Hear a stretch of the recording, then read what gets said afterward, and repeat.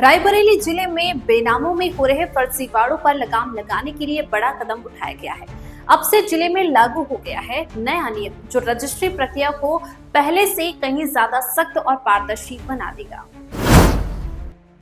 अब कोई भी जमीन की रजिस्ट्री तब तक पूरी नहीं मानी जाएगी जब तक खरीदार और विक्रेता दोनों आधार कार्ड के साथ पैन कार्ड ना दें।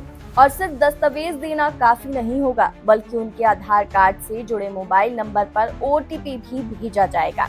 ये ओटीपी सत्यापन जरूरी होगा, बिना इसके रजिस्ट्री प्रक्रिया आगे नहीं बढ़ेगी। यही नहीं, पैन कार्ड की भी पूरी तरह से जांच की जाएगी और जब तक पैन का सत्यापन सफल नहीं होता, बेनामा रजिस्टर्ड नहीं हो सकता। अगर रजिस्ट्री कृषि जमीन से जुड़ी है तो उसमें यूनिक आईडी नंबर भी अनिवार्य कर दिया गया है। ये नई व्यवस्था जिले के सभी उप निबंधन कार्यालयों में कल से लागू कर दी गई है। ब्रजेश पाठक, सब रजिस्ट्रार, रायबरेली बोले, नई प्रक्रिया से अब रजिस्ट्री व्यवस्था पूरी तरह पारदर्शी होगी, जिससे फर्जीवाड़ों पर पूरी तरह से अंकुश लगेगा। रायबरेली में रजिस्ट्री को लेकर बड़ा बदलाव हुआ है। अब बिना ओटीपी और पैन कार्ड सत्यापन के नहीं होगी कोई भी रजिस्ट्री।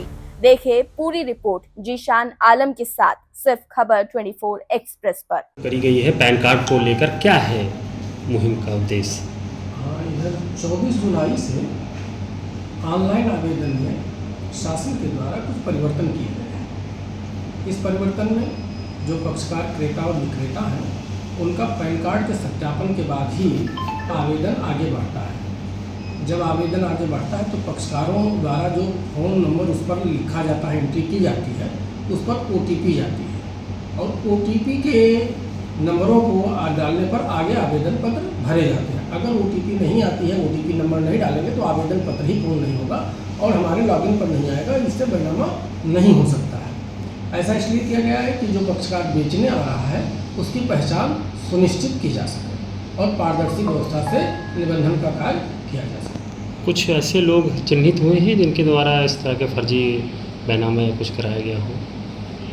लोग एक प्रकरण संज्ञान में आया था तो उस पर मुकदमा पंजीकृत है और उसमें कुछ लोग जेल में हैं। वो आधार में टेम्परिंग किया था। हम एक बात और बताना चाहेंगे, अभी जो कृषि बैनामे हमारे यहाँ होते थे उसमें यूनिक आईडी नंबर पड़ती थी राजस्व विभाग के द्वारा जो उपलब्ध है घाटा नंबर की, और ऑनलाइन म्यूटेशन के लिए तहसीलदार के पोर्टल पे चला जाता था। लेकिन जो आकर्षक बैनामे होते थे जिसमें घाटा पड़े रहते थे वो ऑनलाइन नहीं जाते थे, उनकी भी व्यवस्था लागू कर दी गई है।